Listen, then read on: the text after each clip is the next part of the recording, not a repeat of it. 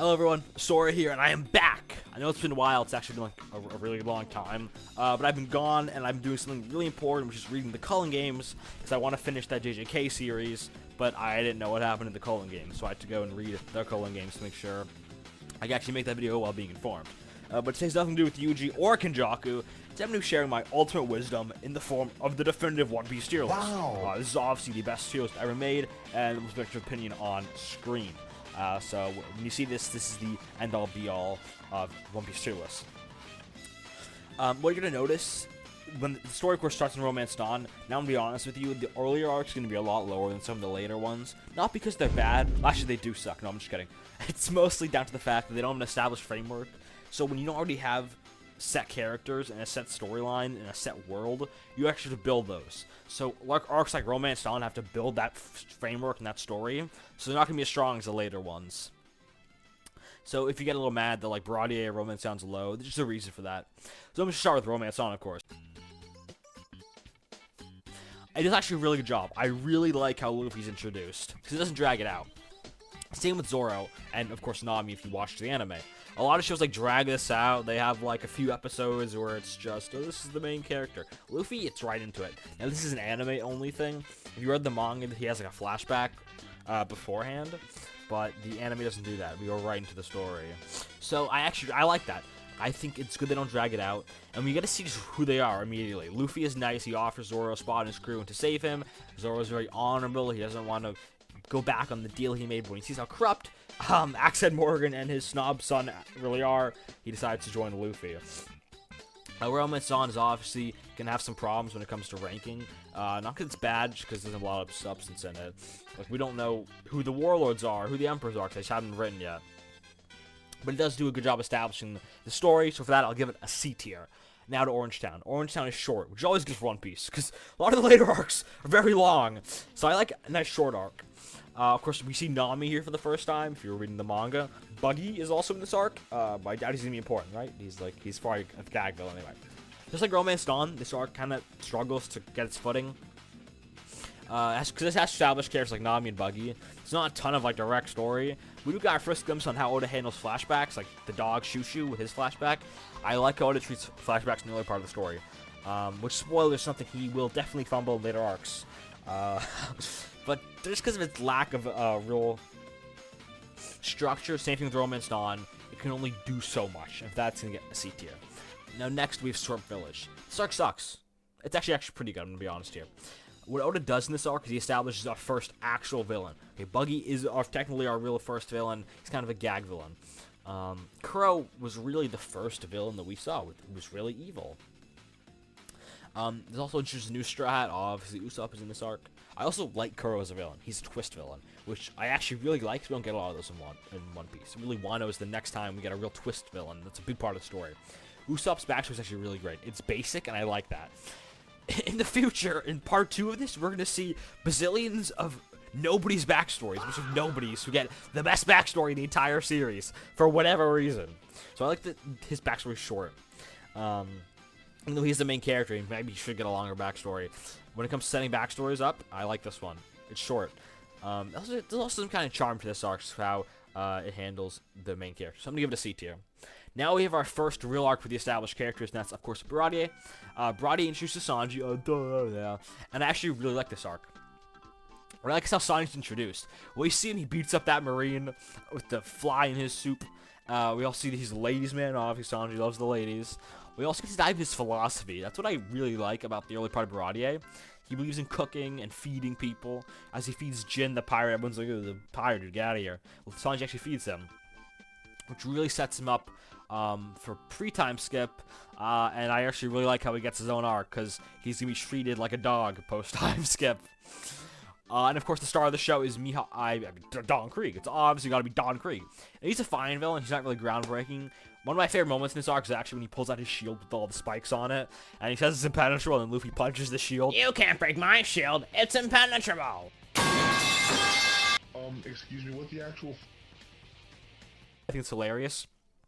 And of course, Mihawk is in this arc. He duels Zoro. This is actually one of my favorite character moments for Zoro pre-time skip. Because up to this point, Zoro thinks he's like the best. He's been cocky, and he gets humbled very easily by Mihawk, who paints his sword. So it's really changed his character in a lot of ways. We see him training like in Drum Island, so we can really see how this defeat and the scar he has across his chest affects him. This arc introduces a lot of really good themes, specifically for Sanji, and also Mihawk's in. So I will give it a B tier. Okay, next up, the arc that directly follows Sabaody, which is Arlong Park. At the end of the previous arc, Nami takes the ship that was gifted to them in Syrup Village, and she runs away with it to give it to Arlong. What's actually interesting in this moment is that Zoro tells Luffy to forget about the ship and Nami and just leave and continue on. Which I actually think is really interesting for his character, because it's inconsistent at some points and consistent at other points. But we'll get to that later. Of course, Luffy says no, so the group goes to Arlong Park to rescue Nami and to get their ship back. Now, this is actually the first real structured arc. Now, what I mean by this is that the Arlong Park structure is a structure that will be used later in basically every post-time skip arc. There's a village ruled by a tyrant who oppresses the people. Luffy defeats the tyrant, they all love him, and I just described the entire plot of post-time skip. But this means bad. Here it's actually done well. So Nami, I'll start with, is the star, of course. There are a lot of really cool moments with her. One of my favorite actually is when she breaks Zoro out of the jail, and she tells Zoro, you gotta get out of here. And then Zoro just slimes all the fishermen in Arlong Park, and he sits in Arlong's chair. Arlong as a villain, too, isn't bad. He's, like I said, a basic villain. He's like Don Krieg. A lot of them don't really change pre-time skip. Nami's flashbacks are great. They're actually really well done. I know a lot of people say she has one of the weaker flashbacks compared to, like, Robin or Frankie or Sanji or even Chopper for that matter. But I really like her early flashbacks. And of course, the scene where she stabs her tattoo and Luffy stops her is the best. Love that scene. I also like Luffy and Arlong when they fight. One of my favorite moments during the fight is when Luffy destroys the map room. That's obviously a big moment. And it's almost like he's freeing her, right? Like, symbolically, he's freeing Nami. He can totally use the maps for himself, but he decides not to, which is really, it says a lot about his character. And the climax arc is actually really good where Nami steals everyone's wallets as he jumps on the Going Merry. So I'm going to give it an 8 tier. Now, the next arc is one that's criminally underrated and is never talked about, and that's Logtown.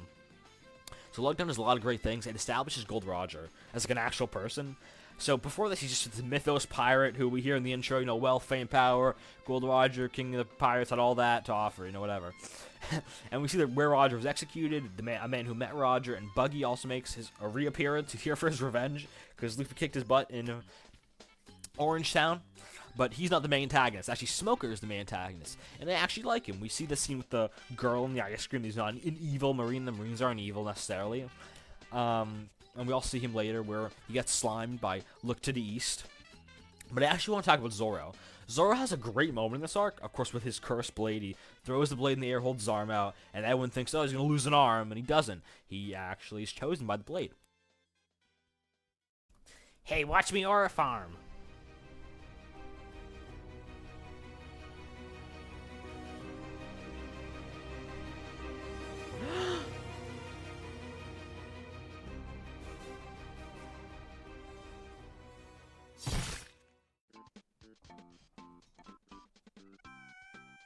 Which I think it's kind of a redeeming quality because Zoro in Arlong Park, he got his stitch ripped by Arlong, and Sabaody, he got embarrassed by Mihawk. So I like that we get to see some Zoro action here. We also know a little bit about Usopp's past, which is something a lot of people forget. Usopp has a sniper competition in Logtown. He wins, and he gets these goggles. And the man who knew his father tells him he will go far in life. And as I already mentioned, Dragon appears in this arc for the first time. He saves Luffy from pre-time Smoker, which is the best feat in the whole series. Yeah, totally. You know, this arc is severely underrated. Most people put this in like a C. I'm gonna give it a B. I think it's a good arc. The only thing that's holding it back is kind of the antagonists. It's Buggy and Alvida are the side antagonists, and Smoker, while I said he's a good antagonist, he's just not there with who we'll see in the next few arcs. So next, right after this, is going to be Verse Mountain. Now, the beginning of Verse Mountain is actually, I love it. It's where they all put their foot on the barrel and they announce their dreams. That's an amazing moment of the whole arc. But overall, it can't really carry the whole thing. That's kind of my problem with it. It doesn't do anything special. We unknowingly meet Vivi in Laboon. We introduce to Crocus. It sets up the Alabasta saga, but because of the setup arc, it doesn't do a ton. And I thought I'm going to give it a C tier. Next is Whiskey Peak. The arc has some good individual scenes, but just because there are a few good scenes doesn't mean the arc overall is amazing. I like the introduction. where they land on kind of the cactus island. We also unknowingly see Robin for the first time in this arc towards the end. She is, of course, Miss All Sunday. We also learn who Vivi really is. She's, of course, the Princess of the Kingdom of Alabasta. But for me, the highlight of this arc is when Zoro vs. Brokeworks. Basically, when he's playing Ring Around the Rosie with them, you know, he climbs up the ladder, he kicks them off, kicks the ladder, they all fall down. You know, he's beating everyone up, and then Luffy wakes up, and he thinks Zoro just killed all these people for no reason without knowing the full story. And just try putting it anywhere else but C tier. Next up is Little Garden. You might be surprised where I actually put Logan, but I really like it. It's a short arc. I like short arcs. It's not too long. It's not longer than it needs to be. We have some really funny moments, too. Like Zoro and Sanji competing over who will catch the bigger animal. I love the giants in this arc. Of course, Bragi and Dory. This is Vivi's first arc with the Straw Hats, which we're going to see a little bit of her character. We also have Mr. 3, the Wax Man, which was a little weird to watch. His powers, but that's okay. He's a fine villain. He's kind of like a classic One Piece villain. Mr. Prince is also introduced in this arc. Can't forget about him. He fools Crocodile. Overall, it's a good arc. I don't much to say about it. It doesn't really hurt the story, but does add to it, so I'm going to give it a comfortable B tier. Next is Drum Island. I know I've said this about every arc, basically, but I really like Drum Island. Oda makes an external reason for why they have to go to Drum Island, not just because the log post said so. There's actually a reason. It's because Nami's sick, obviously. Of course, they go there, and Vivi's actually the peacemaker between the people of Drum Island and the Straw Hats, which I really like. It's a great character moment for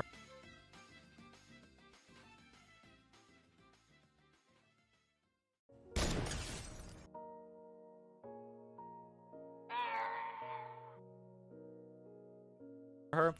Of course, Luffy wants to fight them, and Vivi bows her head in front of them and asks for a doctor, which kind of sets the tone for who she'll be throughout the Alabasta saga, and is foreshadowing for later, which we'll talk about. Of course, we meet Chopper in this arc, who does join the crew. Walpole's also the villain of this arc. I'm not a big fan of Walpole. I think he's one of the weakest villains.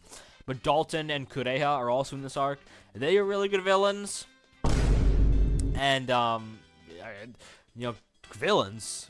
Are they villains? No, they're not villains. They're the side characters. Stupid me. But I actually like this. Chopper's backstory is also really great with Hirlik, so I will give this a B tier.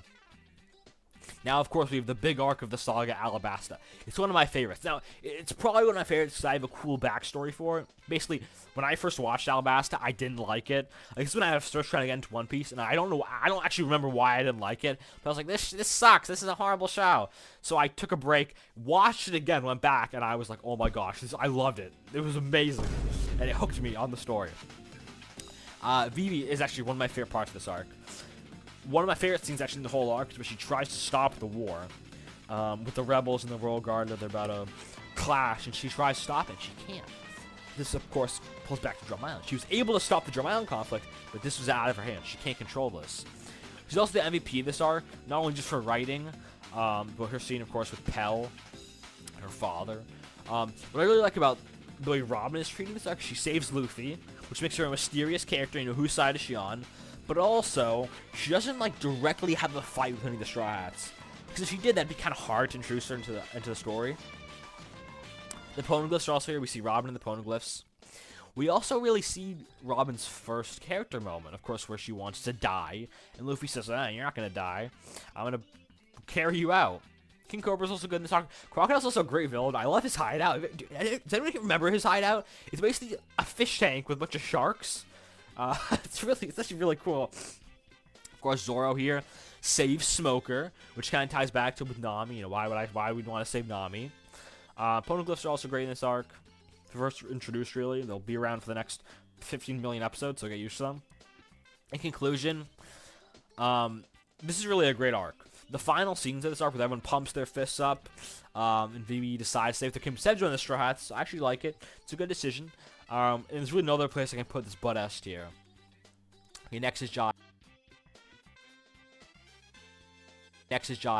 And just before I start with Jaya and then Skypiea, I want to let you know that I have a really unpopular opinion on both of these arcs, so just bear with me. I really like Jaya. This is Robin's first adventure with the Straw Hats. What I actually like about Jaya is that's a safe arc. One that would only be considered a bad arc, but introduces Bellamy, and Doflamingo is also here. We learn a little bit more about the New World. Bellamy, of course, comes up later. Doflamingo is really crucial for Dressrosa, one of the better arcs of post-Timeskip. And, of course, when Cricket gets his treasure stolen, and Luffy goes and gets the treasure.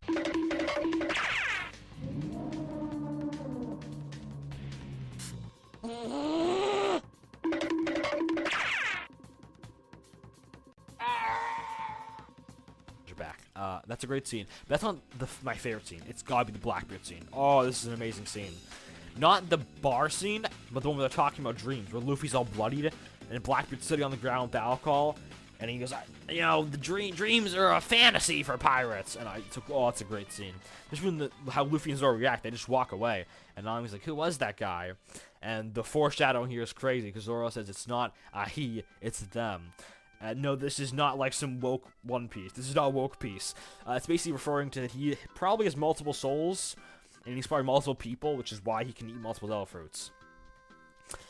But I love that Blackbeard scene, and we also really get to know that Blackbeard was the one who raided Drum Island, which I like. So I'm gonna give Jaya an A tier.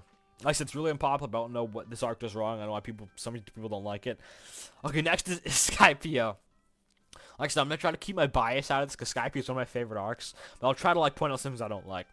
So the Skypiea is really great. I like the whole totalitarian setting.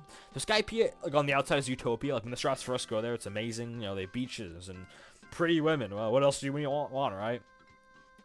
But really, in reality, Enel can see everybody. He's basically a walking security camera. Or Enaru, if you're like me and you watch the dub, Enaru, Enel. I love the setting. I know a lot of people complain about it being in the jungle, and that's all it is jungle. But we don't really see the jungle again until Zoe. And Zoe is an arc with no conflict, so I really like it here. And every Straw Hat has their moment. There's never a moment where I was like, man, this Straw Hat sucks! Robin has a great moment with the poneglyphs. Zoro has a great moment where he saves Robin. And Sanji's the infamous, I needed a light moment. I kind of love that moment.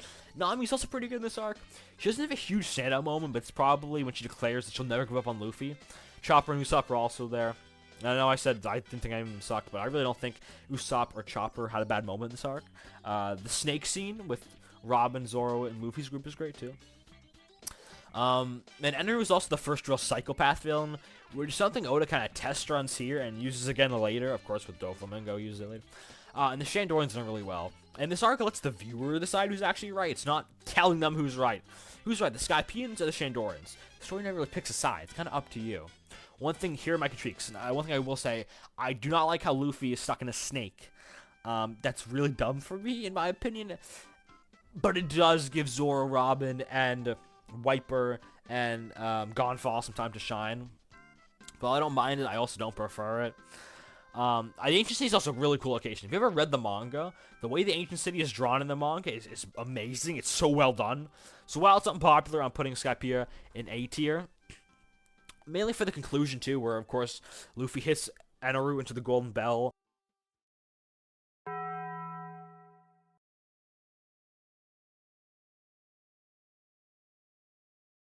And we get the whole party at night. It's really well done. Okay, and next is Longring Longland. So I don't want to waste my time on this arc, nor do I want to waste your time. So I'm not going to say much. The only real good thing about this arc is that Chopper gets a character moment in this arc. And that's about it. Okay, D tier. Okay, now Water 7. So, Water 7 is my favorite arc. Water 7 Enies Lobby. It's just amazing. It's a lot of people's favorite arc, but I'm going to give some reasons. So, I actually love the setting. Water 7, if you don't know, is based off Venice. Oda actually uses real-life locations a lot. I tend to like those locations where he takes inspiration from the real world. So, like, Wano is feudal Japan. Dressrosa is, like, Spain, Iberia. I really like those realistic locations. And this arc has just so many good things. So the plot of this arc is amazing. Frankie is actually introduced as a villain, which I really like. Robin, of course, disappears, and the world government makes the first strike move against the Straws. The world government's kind of like a background villain, but this is where they're actually the main villain. This is the first arc. A lot of great moments in Water 7. I like the iceberg residence scene, where Robin jumps out of the window. Frankie and Usopp, like when they're trying to repair the Mary, and Frankie's like, it just can't happen. It's a great scene. Oh, obviously, Luffy versus Usopp is amazing. It's a great character moment. What I love about Water 7 is that by the end of the arc, nothing is resolved. Now, I know some people like to put Water 7 and Enies Lobby together. I don't really care. But basically, nothing's really resolved by the end of this arc. And one of the things I hear a lot is that Water 7 is so amazing. Why did the arc after, which is Thriller Bark, have to be ass? And the reason is that the whole reason Water 7 and Enies Lobby is so great is that problems that have been festering for like the whole series are just coming to light. So Usopp being weaker than the crew, the Mary needing repairs, Robin being a mystery, the world government. All these things show up at once, and that's why it's such an amazing arc. Oda can't do that for every arc. You can't just constantly have problems appear out of thin air and make another Watch Enies lobby. But anyway, really, this is an amazing arc. The betrayal of the shipwrights, this is another twist villain, not to the same level as Kuro, because I think really, I would say Spandam is the main antagonist of this arc, but Lucci and the other shipwrights being twist villains is good. So I'm putting this in S tier, and of course this goes right down his lobby. Now this arc does so many great things. It balances action with plot. So the Struts fight their way through the complex, which is great, while we also see what Robin and Frankie are doing while they're imprisoned. So when Luffy goes off on his own, and we see Gear Second for the first time, when he slimes Bluno. Excuse me, what the actual fuck are you doing in my house? Oh, all the steam is making me oiled up. Oh, baby, a triple! Oh, yeah! What's this? Oh, hell nah, I don't get paid enough for this. Wait, where we go? Where we go? Ah!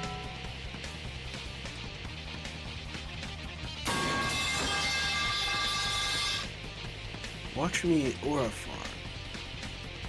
Maharaga! Hell! Oh, wait.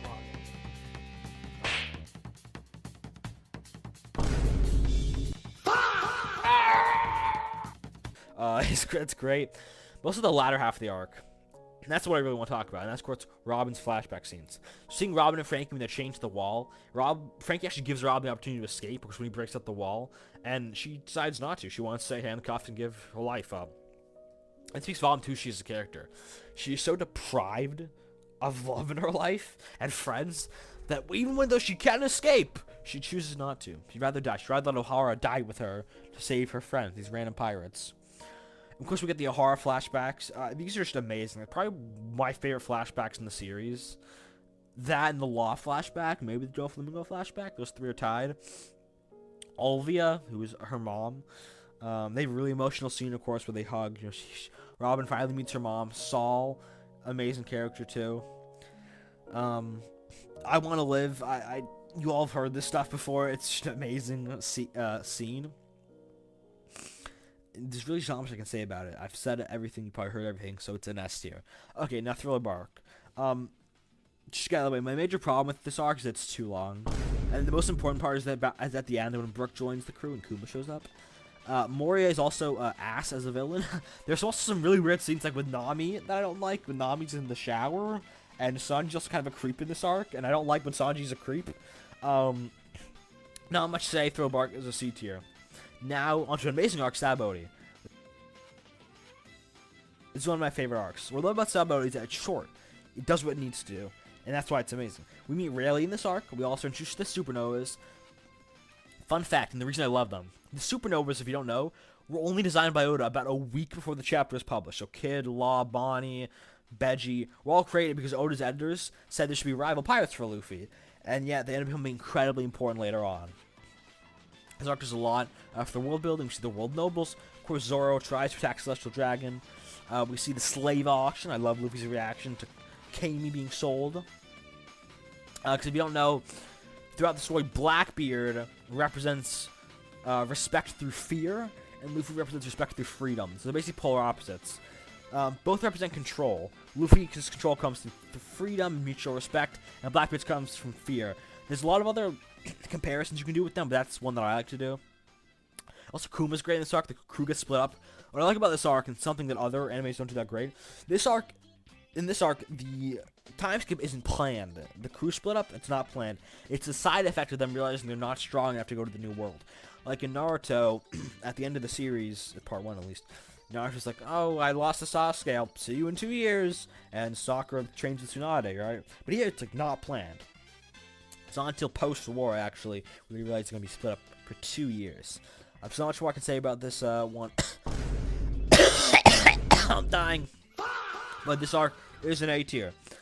So next is an arc that I like, but is way too drawn out. And that's Amazon Lily. Amazon Lily is a short arc. Wait a minute. How can it be short and drawn out? Okay, just forget what I said. It's a short arc. Introduces Hancock.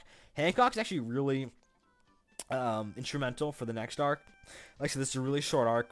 Really, the only introduction we need from this arc is Boa Hancock. So I'm just gonna give us a nothing special B tier. Next is Impel Down. I don't know if you know, but Impel Down is modeled after Dante's Inferno, which describes the different layers of hell. I really like the setting. Like I said with Judge Rose, I really like it. And Dante's Inferno, obviously, his depiction of hell is separation from God, and Impel Down definitely feels like separation from God. What I don't like, though, is this is drawn out. Of course, it's a longer arc, at least in the anime. So Crocodile returns in this arc, so does Buggy, and for a second, I actually like this. Luffy might be able to save Ace, but of course, he's just out of his reach. We also learn here, well, we learned previously, but Blackbeard was the one who took Ace in. I don't know why you would say that Emu is the final villain of the story. If Emu was the final villain of the story, I'd be incredibly disappointed. Should obviously be Blackbeard. He's been doing this since 2002. He's been set up to be the final villain, but yeah, that doesn't really matter right now. Magellan is actually a good villain. I like his mentality. Like when he sees his warden, who tried to fight, couldn't, and he respects him for that. For trying. Blackbeard is also in this arc. He, of course, goes to level 6 to break up the prisoners. What I like about his character is that he's supposed to be really strong, and he literally gets slimed. Like, he actually gets slimed by Magellan in this arc. He gets to get bailed out by Shiryu.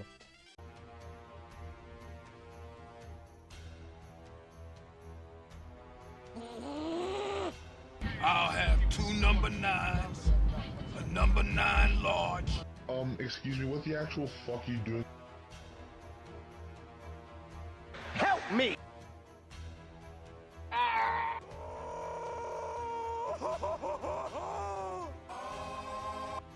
Oh, baby, a triple! Like, so the big problem, it's kind of spread out. It's not very well paced. There's a lot of just dumb things that happen in this arc. Of course, we get interest in the revolutionaries, but not much else happens. Because, of course, it's a failed rescue of Ace. It's really there to bring a lot of characters to Marineford, so I'll give it a B tier. Now, next is Marineford, or the Paramount War, or the Summit War, or the War of the Best, whatever the hell it is. This whole arc is action, but it's action done well. So, of course, Luffy's job to with the prisoners, of course. And Whitebeard is actually written extremely well here, because he's not just some brute. He plans his attack. Like, when he appears out of the ocean, he actually wipes out a lot of Marines in his initial attack on Marineford. You also see the Marines are actually competent. They're prepared. Aokiji, of course, freezes the ocean after Akainu boils people alive. I think it's actually after. He's also... Whitebeard is an unstoppable force of nature. He doesn't really lose a battle. He keeps taking damage, and he keeps winning. He almost kills Akainu, which kind of sets the standard for Yonko. Because even the Whitebeard's an old-ass man, he's still kicking ass. Which kind of shows us what will the other Yonkos be like. You know, Shanks, Kaido. The Warlords are here again. It's actually one of my favorite quotes in the entire series. Is Joe Flamingo's quote on perspective. He talks about... I forgot who it's to, but he talks about perspective. And, you know, the obviously famous quote, children who have never known war and children who have never known peace have very different values. Whoa, what's with that long hook, Crocodile? Are you compensating for something? I'm not going to one of your dopey parties. I'm totally gonna jump this guy. I hope he doesn't know I'm gonna jump him. Think fast! Think fast! But I do have a few critiques, and that critique is Ace dying. It's not him dying, but it's the standard it sets. Because Ace is really the last death we see in the story. That's super important. Like, we'll talk about deaths in post-Timeskip, but this is the last one where we really feel something. Of course, Ace's death, what's really written well is Ace's death shouldn't care. We shouldn't care about it as an audience, because we don't really see him that much. But we do care for him, because how other characters talk about him, how other characters feel about him. Luffy's desperation is also great. Up until this point, he's been able to defeat most of his opponents, except Rob Lucci. He's been able to defeat them fairly easily. If you don't know, Thriller Bark is actually a scene where the Strat's like, we can't keep up with Luffy, there's gonna be stronger and stronger opponents. And this actually really shows that. You know, not even Luffy can keep up anymore. He can't fight a lot of the villains, he has to go around them. He has to be bailed out by Marco and Vista. And then he's defeated, he has to be saved by Shanks. This arc's amazing, it's one of the best arcs in the series, so I'm gonna give it an S tier. Next is Post-War. It's just it has a very hard time containing all the excitement. It's a great arc. I was not going to say, it's really, really short. I'm just going to put it in A tier. It does what it needs to do. Jinbei's in this arc, Rayleigh's in this arc, and Hancock's in this arc. That's about all you need to know. So of course we're gonna follow this up with the post-time skip list. But we might next arc video might be Shibuya. But I'd love some feedback on this video. It's more of kind of a different video than the hidden inventory video. If you like the hidden inventory better, I would love to hear that. If you like this video better, I'd love to hear that. But thank you all for watching. I really appreciate your time, and have a good day now.